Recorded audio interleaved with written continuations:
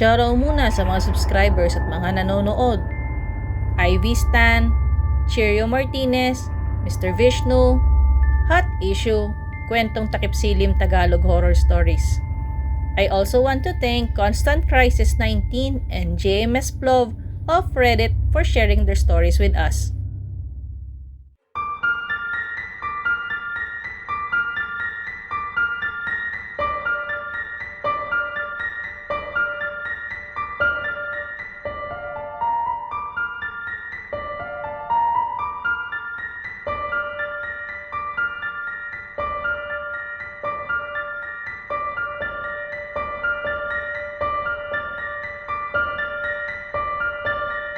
Ang Bigfoot or kung tawagin ng iba ay Sasquatch ay isang ape creature na allegedly naninirahan sa mga kagubatan ng North America. Kilalang kilala sa US at Canada ang misteryoso at mailap na si Bigfoot dahil sa mga reports at documented stories na nagpuprove di umano ng existence ng nilalang na ito. Although ang salitang Bigfoot ay unang lumitaw noong 1958, ang mga kwento-kwento tungkol sa creature na ito ay way back 1,000 years ago pa. Hindi nga lang Bigfoot ang tawag dito, kundi Hairy Man. Ang mga sightings ng Bigfoot ay madalas mangyari sa Pacific Northwest, although may mangilang-ilang sightings din sa ibang parte ng Amerika. Maging sa Canada ay meron ding mga reports sa may tao raw na nakakita sa Bigfoot. Dahil sa dami ng sightings na ito, naisipan ng isang team na mag-imbestiga sa mga lugar kung saan madalas magpakita ang Bigfoot. Isa pa nga ito sa mga programa ng Discovery Plus. Tinawag nila kanilang grupo na Expedition Bigfoot. Sa 2 buwan na kanilang research, nag-search sila sa mga target zones ng Kentucky hanggang sa Washington State. Kumuha din sila ng iba't ibang environmental DNA samples at kalaunan ay lumabas din ang result makaraan ang ilang buwan. Ang project manager ng UCLA California Environmental DNA Program na si Miss Miroslava Ramos ang nag-test ng mga DNA samples. Lumabas na results na bukod sa human DNA, may lumabas din kakaibang mga primate DNA katulad ng sa isang chimpanzee. Ang nakakapagtaka sa mga resulta ay wala namang chimpanzee sa target areas kung saan kinuha ang mga environmental DNA. Nabanggit din ng project manager na pag mas marami pang samples, mas magiging confident sila na kanilang pinag-aaralan ay unique species o yung hindi na di-discover ng science. Sa aking opinyon, hindi naman talaga paranormal creature ang Bigfoot. Hindi siya katulad ng engkanto, duwende o aswang. Tingin ko isa siyang creature na hindi pa na-di-discover ng science community. Ang mga kwentong inyong mapapakinggan ay based sa mga interviews at kwento ng mga taong pinagpakitaan di umano ng Bigfoot.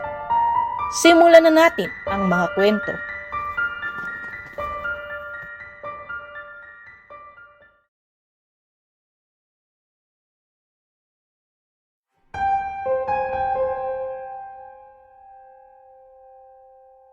Unang beses nakakita ng Bigfoot ang father ko nung nag-work pa lang siya bilang pizza delivery boy. Na-encounter niya yung Bigfoot nung huling delivery niya sa gabing yun. Mag-isa lang siya sa road since dumadaan nga siya sa mga back road at malapit na ring mag-alauna ng madaling araw. Nagsasara talaga yung pizza joint ang 12 midnight kaso nagkaroon ng last minute order. Magubat dun sa daan kung saan siya nagdadrive at napakadilim pa. Bigla ba namang may usa na dumaan? Siyempre napatigil yung usa dahil sa headlights ng kotse ng father ko. Since wala namang ibang sasakyan ng oras na yon, nag-swerve siya bigla para di niya mabangga yung usa. Pagkaiwas niya dun sa usa, nagpreno siya at sumilip sa rearview mirror para i-check kung di naman nasaktan ng usa. Dito nagsimula ang kababalaghan.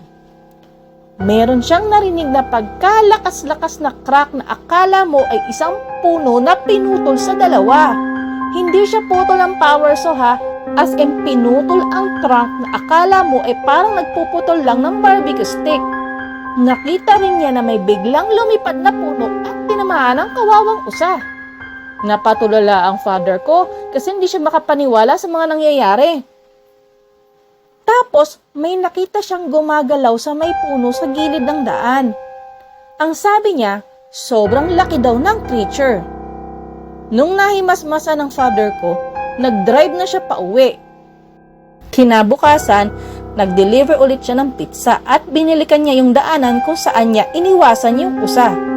Ang nakita niya ay maraming dugo at putol-putol na punong kahoy. Hindi na niya sinubukang mag-slow down at dire-diretso lang siya sa pagdadrive hanggang makarating siya sa highway.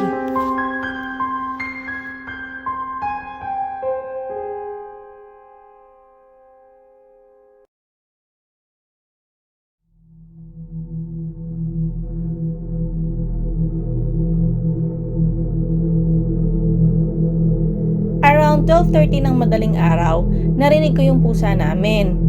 Medyo maingay siya at sa palagay ko ay mukhang takot na takot siya.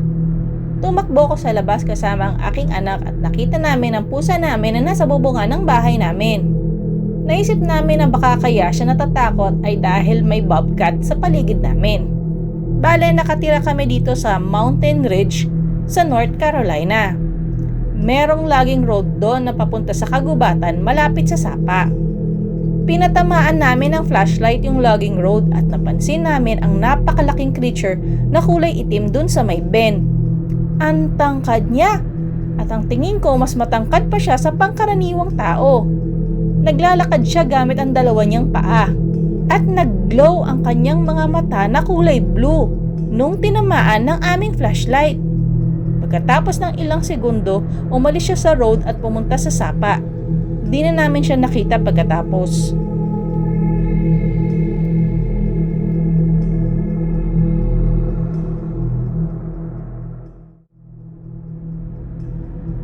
Ako si William Rowe at yung ikukwento ko sa inyo ay yung mga nabanggit ko rin sa aking sworn affidavit noong 1957. Nagwo-work ako sa Tech John Cash halos 2 taon na.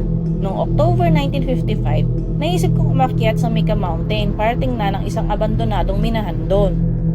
Nung nakarating ako sa clearing, may nakita ko na akala ko ay grizzly bear doon sa kabilang bush. Mga 75 yards din ang layo sa akin. Nagdadalawang isip akong barilin yung creature kasi wala naman akong lalabasan doon. So ang ginawa ko muna ay umupo muna ako sa may batuhan at pinagmasdan ko muna ang creature habang hawak ko pa ang aking rifle. Ang nakikita ko pa lang ay yung ulo niya at balikat. Kalaunan ay tumayo ang creature at doon ko na-realize na hindi pala siya oso. Sa aking pagkakatanda, nasa 6 feet ang height niya at 3 feet ang kanyang lapad. Tingin ko nasa 300 pounds ang bigat niya eh. Natatakpan ang buo niyang katawan ng balahibong kulay dark brown, mula ulo hanggang paa. Nung medyo malapit-lapit na yung nilalang, napansin ko na ang dibdib niya ay katulad ng sa isang babae. Pero yung torso niya ay walang hugis, as in diretso talaga ang kanyang katawan. Ang kanyang braso ay mas malaki at mas mahaba pa sa typical na braso ng isang lalaki.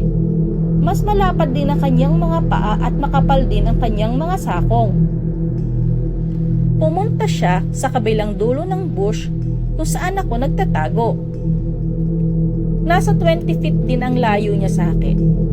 Nag-squat siya sa may bush at pumitas siya ng sanga nito at kinain niya ang mga dahon. Sa sobrang lapit ko sa kanya, kitang-kita ko na yung kulay puti ang kanyang mga ngipin. Yung hugis ng kanyang ulo ay parang katulad sa isang negro at mas mataas ang kanyang head sa likod kesa sa harap. Pango ang kanyang ilong at mas nakausli ang kanyang mga labi at baba kesa sa kanyang ilong. Pero dahil mabalahibo siya, mas mukha siyang animal kaysa mukhang tao. Yung mga tenga niya ay katulad ng sa tao at ang kanyang mata ay maliit at kulay itim na katulad ng sa oso. Maigsi lang ang kanyang leeg at mas malapad. Habang pinapanood ko ang creature na ito, iniisip ko tuloy na baka may movie company na gumagawa ng pelikula at yung nakikita ko ay baka artista lamang. Pero habang inoobserbahan ko siya lalo, para namang napakahirap i-imitate ang ganitong klaseng creature. Pagkatapos ng encounter na ito, na-confirm ko sa mga nakatira sa Tech John Cash na wala naman nagsushoot ng film sa lugar na yon during the time kung saan ko nakita yung kakaibang hayop. Kalauna, napansin din ako nung ape kasi tumingin na siya sa akin ng direkta. Halatang na-amaze siya nung nakita niya ako. Para bang first time niyang nakakita ng tao? Natatawa nga ako sa reaction ng mukha niya eh. Medyo lumayo siya sa akin ng ilang step kasi tingin ko ayaw niya ng interaction sa kahit kaninong strangers. Hindi naman siya mukhang takot eh. Naisip ko na nga na barilin siya kasi kung kakaiba siyang species, then magiging interesado ang mga scientist sa kanya. Naisip ko na baka Sasquatch siya. Ni-level ko na yung rifle ko, pero palayo ng palayo yung creature. Habang lumalayo siya, ay lumilingon siya sa akin. Siguro tinitingnan niya kung sinusundan ko siya. Nagdalawang isip akong barilin siya kasi although hayop ang tingin ko sa kanya, baka magkamali ako ng akala. Paano kung tao talaga siya tapos nabaril ko? Eh di cargo de konsensya ko pa. Tapos habang lumalayo siya, tumatawa siya na parang may sinasabi siyang hindi ko maintindihan. Pumunta ako sa opening para tingnan ulit siya, pero lumayo na siya ng lumayo habang tumatawa at nagsasalita. Kalaunan ay nawala na siya ng tuluyan at hindi ko na siya ulit nakita.